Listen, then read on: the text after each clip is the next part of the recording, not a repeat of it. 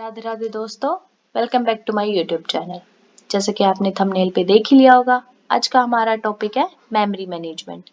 तो memory management का topic start करने से पहले मेरी आप सभी से एक रिक्वेस्ट है, please like share and subscribe my YouTube channel. Comment section में अपना फीडबैक ज़रूर दे के जाएं कि आपको मेरी वीडियो पसंद आ रही है या फिर मुझे और क्या क्या इम्प्रूवमेंट्स करने की ज़रूरत है, ताकि आपके लिए वो ज़्यादा से ज़्यादा हेल्पफुल रहे। तो आइए हम स्टार्ट करते हैं हमारे आज के टॉपिक से, मेमोरी मैनेजमेंट। सबसे पहले तो ये कि मेमोरी मैनेजमेंट होता क्या है। ये एक ऑपरेटिंग सिस्टम में ऐसा मेथड है जो हमारे ऑपरेशंस को मैनेज करता है मेन मेमोरी और डिस्क के बीच में। जैसे ही प्रोसेसेस की एग्जीक्यूशन स्टार्ट होती है ना, तो उनको मेंटेन करने का, मैनेज करने का, कंट्रोल करने का, जितना भी मेन मेमोरी डिस्क के सेकेंडरी मेमोरी से स्वैप इन स्वैप आउट करने की चीजें होती है, डाटा ट्रांसफर या जो भी सारा कंसेप्ट होता है ना, वो सब कुछ कौन मैनेज करता है?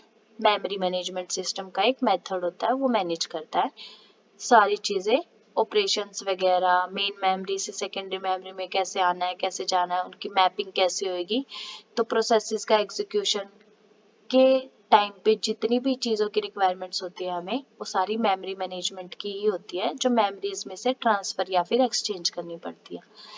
तो यहाँ पे मेंशन भी है, memory management is a method in the operating system to manage operations between main memory and the disk during process execution। तो उसके बाद आ जाता है हमारा कि इसका एनवायरनमेंट कैसा होता है। तो इसका एनवायरनमेंट होता है मल्टी प्रोग्रामिंग एनवायरनमेंट, कि operating system resides in a part of memory, the rest of the memory is used by multiple processes। कि ऑपरेटिंग सिस्टम तो हमारा एक छोटे से पार्ट में है मेमोरी के, बाकी सारी जो मेमोरी हमारी यूज होती है वो मल्टीपल प्रोसेसेस के लिए होती है, डाटा ट्रांसफर करने के लिए, एक्सचेंज करने के लिए, प्रोसेसेस को एग्जीक्यूट करने के लिए, डाटा इंफॉर्मेशन को फैच करने के लिए। और ये सारी चीज़ों को मैनेज कौन करता है? Memory management method. तो उसके बाद आ जाता है हमारा कि इसमें इसके टास्क क्या क्या रहते हैं। सबसे पहले तो ये मेमोरी को सब डिवाइड कर देती है डिफरेंट डिफरेंट प्रोसेसेस के लिए। प्रोसेस 1 के लिए इतना पार्ट है, प्रोसेस 2 के लिए इतना पार्ट है। हम बहुत सारे ऑपरेशन एक साथ परफॉर्म कर सकते हैं। लाइक अगर हम लैपटॉप या सीपीयू चलाते हैं तो उसमें क्या करते हैं, नोटपैड भी चला लेते हैं, यूट्यूब भी खोल लेते हैं, साथ में म्यूजिक्स भी चला लेते हैं, और चैट जीपीटी पे हमारी कुछ कंटेंट टाइपिंग भी चल रही है, मतलब अपने टॉपिक से रिलेटेड असाइनमेंट भी निकाल रहे हैं हम। तो एक ही साथ बहुत सारे प्रोसेसेस हम क्या कर रहे हैं, टास्क क्या कर रहे हैं, एग्जीक्यूट करवा रहे हैं सीपीयू से या फिर अपने सीपीयू लैपटॉप में। तो उन सब चीज़ों के लिए छोटे छोटे पार्ट्स में मेमोरी को डिवाइड कर देता है, ताकि हर एक टास्क को अपनी एक मेमोरी मिल सके और आसानी से हमारी एग्जीक्यूशन हो सके। तो वो चीज़ भी हमारी कौन करता है? मेमोरी मैनेजमेंट मेथड ही करता है। सबसे ज़्यादा इसका मेन एम क्या होता है कि achieve efficient utilization of memory, कि ज़्यादा से ज़्यादा हम मेमोरी को यूटिलाइज कर सके, उसका यूज़ कर सके, वो ज़्यादा फ्री ना रहे। उसके बाद आ जाता है कि हमें मेमोरी मैनेजमेंट की ज़रूरत क्यों पड़ी। तो सबसे पहला, तो सबसे जो मोस्ट इम्पोर्टेंट होता है ना, कि मेमोरी को अलोकेट और डी एलोकेट करने के लिए सबसे ज़्यादा ज़रूरत होती है। हमें क्यों होती है कि हमें अभी एक प्रोसेस एग्जीक्यूट करवानी है, तो उसको पहले स्टोर करने के लिए हमें स्पेस चाहिए, तो उसमें कितना स्पेस रिक्वायर हो रहा है, ये चीज़ मैनेज करनी पड़ती है हमें। फिर उस प्रोसेस को एग्जीक्यूट करने के लिए, एक मेमोरी से दूसरी मेमोरी में डाटा ट्रांसफ़र करने के लिए, इंफॉर्मेशन फैच करने के लिए, एग्जीक्यूट करने के लिए, फिर अगर उस प्रोसेस की एग्जीक्यूशन कंप्लीट हो चुकी है तो फिर से उस मेमोरी को फ्री करने के लिए, वो स्पेस यूटिलाइज दूसरे प्रोसेस के लिए यूटिलाइज करने के लिए। तो इन सब चीज़ों के लिए हमें किसकी जरूरत होती है? मेमोरी मैनेजमेंट की। तो फर्स्ट पॉइंट आ जाएगा इसका, allocate and D allocate memory. तो उसके बाद आ जाता है ट्रैक यूज्ड मेमोरी स्पेस। अब जैसे कई बार आ जाता है कि अपना सीपीयू में मतलब लैपटॉप में देखते हैं हम लोग, मोबाइल्स में देखते हैं, या फिर कि हमारा मेमोरी स्पेस फुल हो गया, इसे क्लीन अप करें, स्टोरेज को क्या करें, खाली करें। तो इस चीज को भी मैनेज करने के लिए कितना अभी फ्री है हमारा, कितना हमने होल्ड कर रखा है, कितना हमारा फिल हो गया है, कितना एम्प्टी है, मेमोरी स्पेस में कितनी और चीजें हम डाउनलोड कर सकते हैं या फिर स्टोर कर सकते हैं, कितना स्पेस हमें अभी रिक्वायर्ड है। ये सारी चीज़ों को ट्रैक करने के लिए भी हमें मेमोरी मैनेजमेंट की ज़रूरत पड़ती है। उसके बाद हो जाता है फ्रेगमेंटेशन। फ्रेगमेंटेशन होता है कि हमें जितना स्पेस चाहिए होता है ना, उतना स्पेस मिलने के बाद भी ना कुछ एक्सटर्नल स्पेस कहीं ना कहीं पे इंटरनल भी होता है, एक्सटर्नल भी होती है फ्रेगमेंटेशन, तो वो स्पेस खाली रह जाता है, हम उसको प्रॉपरली यूज नहीं कर पाते, तो वो एक इशू हो जाता है हमारे मेमोरी मैनेजमेंट में। इसके बारे में हम और डिटेल में पढ़ेंगे, fragmentation, internal fragmentation, external fragmentation. तो अभी ये एक इशू है कि एड्रेस फ्रेगमेंटेशन, उस फ्रेगमेंटेशन को मिनिमाइज करने के लिए एक प्रॉब्लम है मेमोरी मैनेजमेंट में, तो उसके लिए भी हमें किसकी जरूरत पड़ती है, मेमोरी मैनेजमेंट की जरूरत पड़ती है।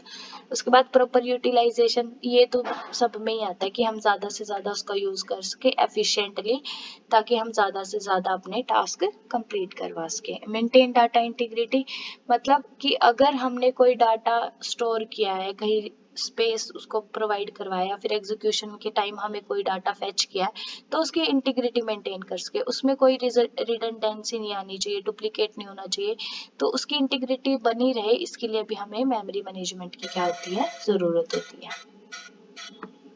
उसके बाद हमारी मेमोरी मैनेजमेंट में दो टर्म्स बहुत ज़्यादा यूज होंगी, लॉजिकल एड्रेस स्पेस और फिजिकल एड्रेस स्पेस। तो लॉजिकल एड्रेस स्पेस जो हमारा होता है ना, वो सीपीयू के द्वारा जनरेट किया जाता है, इसे हम वर्चुअल एड्रेस स्पेस भी बोलते हैं। वर्चुअल होता है मतलब वो रियल में एग्जिस्ट नहीं करता, सिर्फ वो एड्रेस है, हमें प्रोवाइड किया गया है प्रोसेस एग्जीक्यूशन के लिए, वो हमारा होता है वर्चुअल एड्रेस स्पेस। और इसका साइज कौन डिफाइन करता है, प्रोसेस की का साइज इसको फिक्स करता है कि अगर हमारी प्रोसेस छोटी है तो हमें कम स्पेस मिलेगा, बड़ी है तो बड़ी, मतलब प्रोसेस के साइज के ऊपर डिपेंड करता है ये, वही उसको डिफाइन करती है। और ये हम चेंज कर सकते हैं, ये डायनामिक होता है, ये स्टैटिक नहीं होता, ये फिक्स नहीं होता कि हमने एक अमाउंट फिक्स कर दिया तो वो इतना ही रहेगा, नहीं। अगर प्रोसेस हमारी छोटी रहेगी, कम साइज की रहेगी, तो उसका लॉजिकल स्पेस कम होगा, और अगर हमारी प्रोसेस ज्यादा होगी, टेराबाइट में होगी, जीबी में होगी, तो हमें उतना ही स्पेस उसका रिक्वायर्ड होगा और लॉजिकल एड्रेस स्पेस उतना ही मिलेगा। वहीं अगर फिजिकल एड्रेस की बात करें, तो ये तो लॉजिकल एड्रेस तो हमारा डायनामिक होता है, फिजिकल एड्रेस हमारा स्टैटिक होता है, और ये किसके द्वारा वो होता है, क्रिएट होता है या जनरेट होता है, वो एमयूयू मतलब सॉरी, मेमोरी मैनेजमेंट यूनिट। ये फिगर में ना एक उल्टा हो गया, फिजिकल एड्रेस हमारा आ जाएगा, फिजिकल एड्रेस हमारा एमएमयू मेमोरी मैनेजमेंट यूनिट के थ्रू जनरेट होता है, लॉजिकल एड्रेस हमारा सीपीयू जनरेट करता है। ये इंटरचेंज हो गए यहाँ पे गलती से, तो उसको, और फिजिकल एड्रेस को हम रियल एड्रेस भी कहते हैं, ये एक्चुअली में एग्जिस्ट करता है, ये हमारे सेकेंडरी मेमोरी में देखने को हमें मिलता है। तो जैसे हार्ड ड्राइव हो गया, डिस्क ड्राइव वगैरह होता है, ये सारा हमारा फिजिकल एड्रेस में आ जाता है। और इसको कंप्यूटेड मतलब ये किसके द्वारा जनरेट किया जाता है, मेमोरी मैनेजमेंट यूनिट के द्वारा। And the run time mapping from virtual to physical address is done by memory management unit. जो फिजिकल और लॉजिकल मतलब फिजिकल और लॉजिकल या फिर वर्चुअल और रियल एड्रेस के बीच में जो मैपिंग होती है ना, वो हमारी कौन करता है, मेमोरी मैनेजमेंट यूनिट करता है। उसके बाद ये कि लॉजिकल वाला अगर डायनामिक होता है तो फिजिकल वाला कांस्टेंट, इसका एक साइज ना फिक्स रहता है हमेशा, कि हमने अगर इसको फिक्स कर दिया है तो ये उतना ही रहेगा, हम इसको चेंज नहीं कर सकते, ये स्टैटिक होता है। तो रिलोकेटिंग रजिस्टर्स मतलब अगर हमें कोई रजिस्टर को रिलोकेट करना तो हम कैसे करेंगे, लॉजिकल एड्रेस प्लस में सीपीयू एड्रेस, ये बेसिक मेमोरी मैनेजमेंट का फॉर्मूला होता है। उसके बाद हमारे मेमोरी मैनेजमेंट में दो और आते हैं, swap in and swap out, कि अगर हम प्रोसेसेस में परफॉर्म कर रहे हैं, एग्जीक्यूट करवा रहे हैं टास्क को, तो सबसे ज्यादा स्विचिंग होती है, कंटेक्स्ट स्विचिंग। तो उसमें क्या होता है, स्वैप आउट और स्वैप इन, एक बार प्रोसेस मेन मेमोरी में जा रही है, फिर मेन मेमोरी से दोबारा सेकेंडरी मेमोरी में स्वैप आउट हो रही है। ये एरोज दिख रहे होंगे आपको यहाँ पे, जैसे स्वैप इन और स्वैप आउट वाली, ये प्रोसेस 1 एंड प्रोसेस 2 में। तो स्वैपिंग में टेम्परेरी मूव से process from main memory to secondary memory, main memory से सेकेंडरी मेमोरी में प्रोसेस को क्या करते हैं, हम मूव करवाते हैं। And allows more processes to run and fit into memory simultaneously, एक प्रोसेस कंप्लीट होते ही हम दूसरी को ले आते हैं, दूसरी को कंप्लीट होते ही तीसरी को, जितना ज्यादा हम यूटिलाइज कर सकते हैं मेमोरी को, उतना ज्यादा हम क्या करते हैं, यूटिलाइज करते हैं एफिशिएंटली। और जो ट्रांसफर टाइम होता है ना उसका, तो वो डायरेक्टली प्रोपोर्शनल होता है कितने किस चीज के, amount of the memory swapped, कि हमने उस मेमोरी को कितना स्वैप्ड आउट किया है, वो हमारा ट्रांसफर टाइम हो जाएगा उसके डायरेक्टली प्रोपोर्शनल। तो इसमें हम की पॉइंट्स में क्या है कि इनको हम रोल आउट या फिर रोल इन भी बोलते हैं, रोल भी बोला जाता है, इन जरूरी है लगाना। और इसमें है कि ये हैंडल करता है कि हाई प्रायोरिटी प्रोसेस जो सबसे ज्यादा हाई प्रायोरिटी प्रोसेस है ना, उनको तो पहले वो एग्जीक्यूट करेगा, और लो प्रायोरिटी प्रोसेस क्या कर देगा, स्वैप आउट कर देगा, कि कम प्रायोरिटी वाली प्रोसेस को तो सेकेंडरी मेमोरी में ट्रांसफर कर देगा, और हाई प्रायोरिटी वाली को स्वैप इन करके किस में ले आएगा, मेन मेमोरी में, ताकि उनको एग्जीक्यूट कर सके। इन दोनों पॉइंट्स में यही लिखा हुआ है। उसके बाद हमारा आ जाता है ये वाला जो है ना, हमारा डायग्राम बहुत ज्यादा इंपॉर्टेंट है, इसको माइंड में बिठा के रख लेना, क्योंकि कई बार ये भी पूछा जाता है कि कंटीजियस मेमोरी मैनेजमेंट की स्कीम के अंदर कौन कौन से टाइप्स आते हैं हमारे, नॉन कंटीजियस कौन कौन सी मेमोरी है। तो मेमोरी मैनेजमेंट के 2 टाइप्स होते हैं, या फिर 2 स्कीम्स होती है, कौन कौन सी, contiguous memory method, management method, and non contiguous. Contiguous एक तरह से सिक्वेंशियल भी होता है, कि एक इंडेक्स वैल्यू जो हमारी होती है वो सिक्वेंशली होती है, लाइन बाय लाइन होती है, कंटिन्यूटी में होती है। ये नहीं है कि एक एक अलॉट कर दिया, 2 को छोड़ के 3 थर्ड वाला कॉलम दे दिया, थर्ड वाले ब्लॉक को छोड़ के 5वां दे दिया, 5वें को छोड़ के 7वां 8वां दे दिया, नहीं, ऐसा हमारा था नॉन कंटीजियस मेमोरी में। कंटीजियस मेमोरी में एक सिक्वेंशियल मैनर में ही होता है, सॉरी, कि अगर हमने टॉप से स्टार्ट किया तो हमें टॉप से ही सारी मेमोरी को फिलअप करना पड़ेगा, और हम इसको मिडल में से नहीं कर सकते कि एक को फिल करेंगे, एक ब्लॉक को छोड़ देंगे, दूसरे को करेंगे, तीसरे को छोड़ देंगे, नहीं, हमें सिक्वेंशली ही करना पड़ेगा। तो इसमें होता है कि single contiguous memory management scheme में तो सिंपल है कि स्टार्टिंग से स्टार्ट करके हमें लास्ट तक जाना है, फर्स्ट टू एंड, ये तो सिंपल हो गया। मल्टीपल पार्टीशनिंग में 2 टाइप्स होते हैं आगे, फिक्स्ड पार्टीशनिंग और डायनामिक पार्टीशनिंग। फिक्स्ड पार्टीशनिंग होती है कि हमने फिक्स्ड कर दिया है भाई उनके लिए मेमोरी, की पहले ब्लॉक के लिए हमारे पास 50 KB मेमोरी है, सेकंड ब्लॉक के लिए 100 एंड 200 है, थर्ड ब्लॉक के लिए 250 350, ऐसे हमने फिक्स्ड कर दिया है, इसको हम चेंज नहीं कर सकते। लेकिन डायनामिक में क्या होता है कि जैसे जैसे प्रोसेस आती है ना हमारी, हम उसके हिसाब से उसको चेंज कर सकते हैं। अगर फर्स्ट प्रोसेस हमारे पास 100 की आई है, सेकंड 200 की आई है, फिर 150 की आई है, फिर 160 की आई है, तो इस हिसाब से हम उस पार्टीशन को चेंज कर सकते हैं मल्टीपल पार्टीशनिंग के अंदर, तो वो हमारा आ जाएगा डायनामिक पार्टीशनिंग में। और non contiguous memory management system में हमारे पास 2 ही चीज होती है, पेजिंग और सेगमेंटेशन। इन सबको हम आगे डिटेल में पढ़ेंगे धीरे धीरे। तो चलते हैं हम पहले हमारे कंटीजियस मेमोरी मैनेजमेंट के ऊपर। कंटीजियस मेमोरी मैनेजमेंट हमारी क्या होती है, एक मेमोरी एलोकेशन की स्ट्रेटजीज है। इसमें हम सिक्वेंशली ब्लॉक्स असाइन करते हैं मेमोरी को हर एक टास्क के लिए। कंटीजियस ब्लॉक्स होते हैं हमारे first second third fourth fifth ऐसे, तो वो हमारी हो जाती है contiguous memory management. And allocates a contiguous segment from the empty region to a process based on its size. कि हम एक स्टार्टिंग में अगर जहाँ पे भी हमें खाली मिलेगा, मान लो 500 ब्लॉक तक हमारी पूरी की पूरी मेमोरी फिल है, तो 501 से 501 से हमारा खाली है, तो हम 501 से उसको मेमोरी एलोकेट कर देंगे कि हम प्रोसेस के साइज पे बेस्ड, कैसे 50 KB 100 KB 200 KB, तो ये डिपेंड करता है प्रोसेस के साइज के ऊपर। तो कंटीजियस के आगे 2 टाइप्स थे, फिक्स्ड एंड वेरिएबल। फिक्स्ड में हम फिक्स्ड पार्टीशन को एक कांस्टेंट वैल्यू प्रोवाइड करवा देते हैं, उसी के अंदर प्रोसेस को क्या करना होता है, अपना मेमोरी स्पेस रिक्वायर होता है, उसी के अंदर उसको स्पेस मिलता है, उसी में उसको एडजस्ट करना पड़ता है। वेरिएबल में वो अपने स्पेस प्रोसेस के साइज के हिसाब से क्या कर सकते हैं, उसको वेब मेमोरी को डिवाइड किया जाता है, तो वो उसमें एलोकेट हो जाती है। अब हमारा आ जाता है फिक्स्ड पार्टीशनिंग। सबसे पहला पार्ट है हमारा फिक्स्ड पार्टीशन स्कीम। तो ये देखो, इसमें यहाँ पे ये डायग्राम देखो, इसमें हमने क्या कर दिया है, ये चीज है कि यहाँ पे हर एक प्रोसेस के लिए हमने मेमोरी का साइज क्या कर दिया, फिक्स्ड कर दिया पार्टीशन में। 50 KB 100 KB 250 150 जो भी है। तो हमारी पहली प्रोसेस आती है 30 KB की, तो 30 KB की हमने यहाँ पे फिल कर दी है, जो सारा स्पेस खाली दिख रहा है हमें, इसमें हमारी प्रोसेस हमने स्टोर कर दिया, यहाँ पे इसको स्टोर कर दिया है, ये वाला स्पेस हमारी प्रोसेस के लिए। बट उसके बाद जो ये ग्रीन वाला दिख रहा है ना आपको 20 KB, ये हमारा स्पेस क्या हो गया, इसमें फ्री बच गया।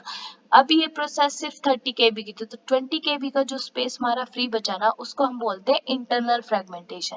ये हमारी मेमोरी की वेस्टेज है एक तरह से, क्योंकि अब हम इसमें दूसरी प्रोसेस को भी स्टोर नहीं कर सकते, और ये इस वाली प्रोसेस का काम तो हमारा सिर्फ 30 KB में ही चल जाएगा, तो इसे ज्यादा जरूरत ही नहीं है। तो इस फ्री स्पेस को हम बोलते हैं इंटरनल फ्रेगमेंटेशन। ये हमारी मेमोरी में एक प्रॉब्लम, एक इशू की तरह होती है, इसलिए ये आ जाती है इंटरनल फ्रेगमेंटेशन के अंदर।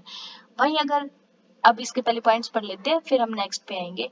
अब मान लो यहाँ पे 100 है और 100 केबी की प्रोसेस आ गई, फिर तो हमारी कोई इंटरनल फ्रेगमेंटेशन नहीं आएगी। लेकिन 250 में अगर 100 केबी की प्रोसेस हमें स्टोर करनी है, सिर्फ 100 की, तो इसका जो 150 केबी वाला है मेमोरी का स्पेस, वो क्या हो जाएगा, इंटरनल फ्रेगमेंटेशन के अंदर आ जाएगा। वो हमारी मेमोरी की क्या एक तरह से वेस्टेज हो जाती है, तो वो इसका एफिशिएंटली यूज नहीं होता। तो इसलिए ये डिसएडवांटेजेस भी बोल सकते हैं इसकी, फिक्स्ड पार्टीशन स्कीम की, या फिर सॉरी, या फिर हम इसको ये भी बोल सकते हैं कि एक तरह से मेमोरी की प्रॉब्लम है इंटरनल फ्रेगमेंटेशन फिक्स्ड पार्टीशन के लिए। और इसके पॉइंट पढ़ लेते हैं। Memory is divided into a fixed number of partition. इसमें यही मेंशन है जो मैंने अभी बताया। Each partition accommodates only one process. एक में सिर्फ एक ही प्रोसेस आ सकती है, दूसरी को हम नहीं रख सकते, चाहे उसके अंदर स्पेस ही क्यों ना रिक्वायर हो। And degree of multiprogramming is restricted by the number of partitions. Maximum process size is restricted by the maximum partition size. अब जो प्रोसेस का साइज अगर ज्यादा होगा ना, तो उसको रेस्ट्रिक्ट कर देते हैं हम किससे, ज्यादा पार्टीशन साइज से। तो इसलिए ये भी इसका एक पार्ट है। इसका लोअर स्टार्टिंग एड्रेस हमारी लोअर लिमिट होती है एंड एंडिंग एड्रेस क्या होता है हमारा अपर लिमिट होता है। ये देखो डिसएडवांटेजेस में यहाँ पे लिखा भी हुआ है कि internal fragmentation is present, inability to allocate non-contiguous free space to a process।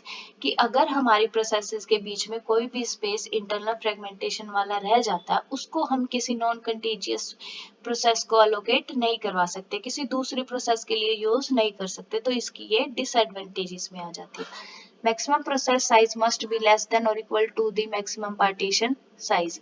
कि मैक्सिमम प्रोसेस हमेशा लेस देन और इक्वल टू होनी चाहिए, जो सबसे ज्यादा पार्टीशन का साइज होगा। तो ये इसकी क्या है, सबसे बड़ी डिसएडवांटेजेस है। And degree of multi programming भी इसमें क्या होती है, लिमिटेड होती है, क्योंकि ये फिक्स्ड साइज है। इससे फिक्स्ड साइज से अगर ज्यादा स्पेस की कोई प्रोसेस आ जाती है यहाँ पे, तो हम उसको इसमें स्पेस ही नहीं प्रोवाइड करवा पाएंगे, उसको स्टोर ही नहीं कर पाएंगे, तो वो भी इसके लिए क्या बन जाएगा, एक डिसएडवांटेज। तो इसकी डिसएडवांटेजेस को कंप्लीट रिमूव करने के लिए हमारे पास क्या आया था, वेरिएबल पार्टीशनिंग, डायनामिक पार्टीशनिंग। तो इंटरनल फ्रेगमेंटेशन को थोड़ा डिटेल में पढ़ लेते हैं कि क्या होता है। When memory is split into fixed size blocks, ये हमेशा फिक्स्ड साइज के अंदर ही मिलेगी इंटरनल फ्रेगमेंटेशन, दूसरे वेरिएबल के अंदर नहीं होती। And a fix size block is allocated to a method when memory is requested. जब मेमोरी रिक्वेस्ट की जाती है तभी वो फिक्स साइज ब्लॉक क्या किया जाता है, मेमोरी प्रोसेस को एलोकेट किया जाता है। If the allocated block is larger than the requested memory, the difference is internal fragmentation।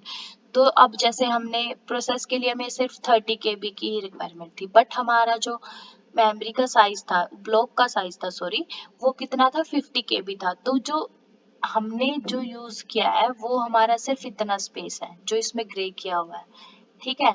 और ये जो बाकी वाला, ये मैं इसको हाईलाइट कर देती हूँ, जो ये वाला स्पेस है हमारा, ये हमने यूज कर रखा है, इसमें हमारी प्रोसेस एग्जीक्यूट हो रही है या फिर स्टोर की हुई है, और हमें प्रॉपर इतना स्पेस क्या किया गया है, असाइन किया गया है। तो ये वाला जो स्पेस है ना, ये हमारे लिए क्या है, वेस्टेज है। ये इंटरनल फ्रेगमेंटेशन अराइज हो जाती है हमारे इसके अंदर, तो इसको हम बोलते हैं इंटरनल फ्रेगमेंटेशन। इसमें यही बोला है कि हमें जो ब्लॉक अलॉट किया गया है ना, अगर उसका स्पेस रिक्वेस्टेड मेमोरी से ज्यादा है, तो उसमें हमारी क्या होती है, इंटरनल फ्रेगमेंटेशन। सॉरी।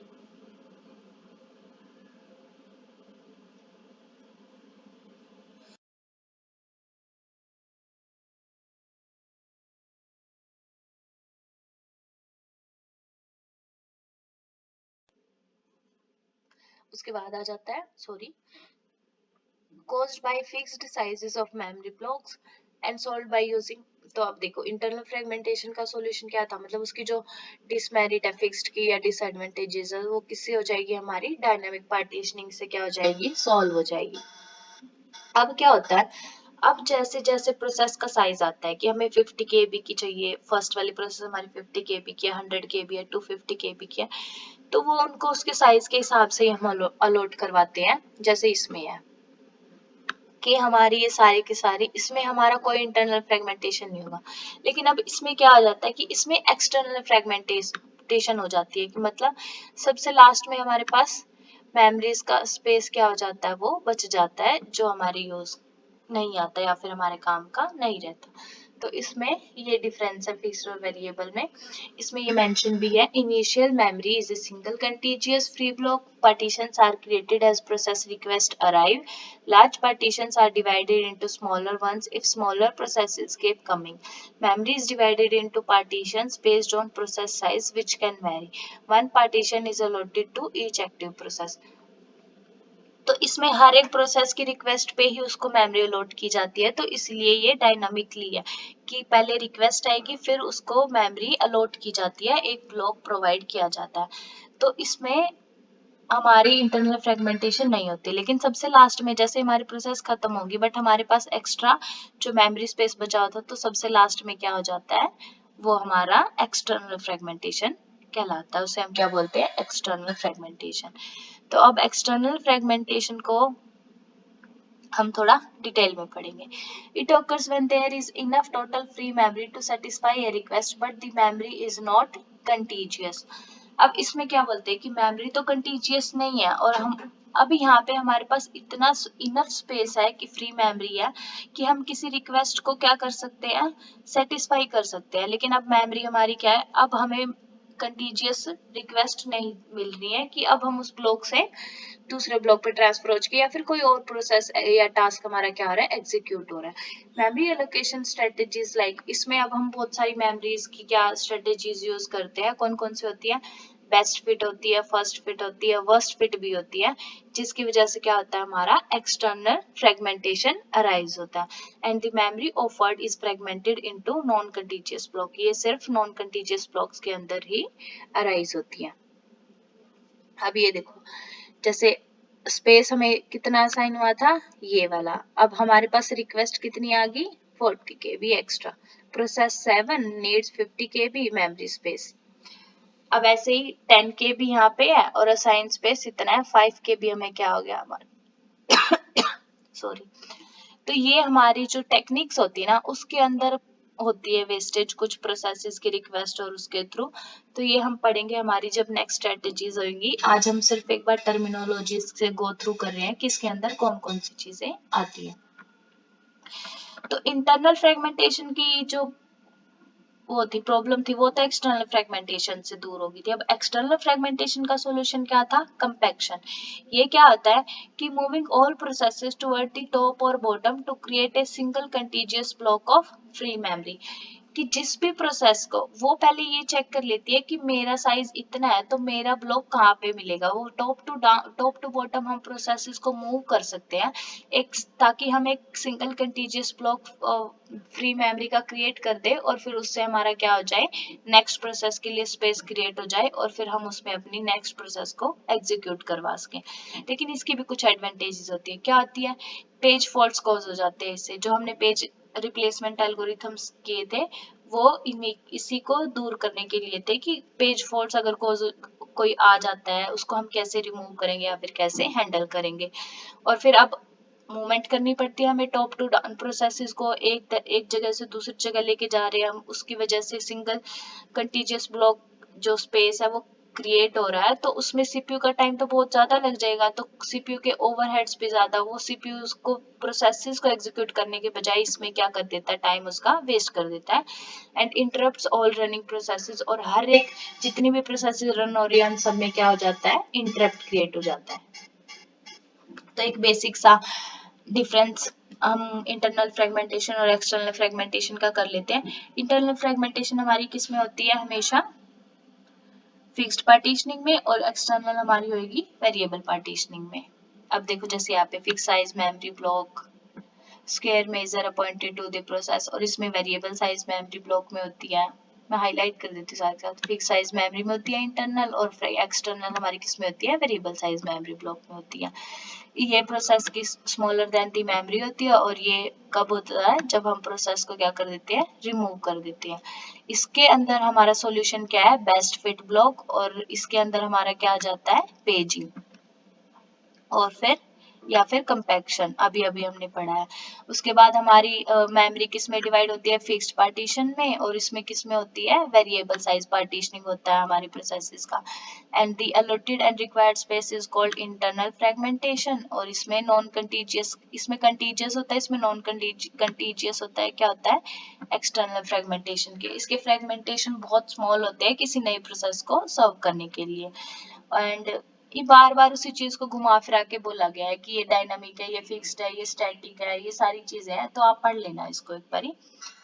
ये सेम ही है। इसमें वर्स्ट फिट मतलब सबसे बेकार मेथड जो टेक्निक होती है, मेमोरी एलोकेशन मेथड होती है, और इसकी बेस्ट एंड फर्स्ट फिट क्या होती है, मेमोरी एलोकेशन मेथड होता है। तो ये फिर से हमारा फिक्स एंड वेरिएबल पार्टीशनिंग आ गया, तो इसका भी एक बार डिफरेंस देख लेते हैं बस लास्ट में। तो ये हमारा आ गया फिक्स्ड पार्टीशनिंग में हम फिक्स्ड पार्टीशंस को डिवाइड कर देते हैं, इसमें वेरिएबल्स को डिवाइड कर देते हैं। सिर्फ एक प्रोसेस को एक पार्टीशन में प्लेस कर सकते हैं, और इसमें प्रोसेस में बहुत सारी chunk of memory allot process allot होती है कि एक प्रोसेस का फिक्स हो गया, दूसरी आ गई, फिर तीसरी आ गई, फिर चौथी आ गई।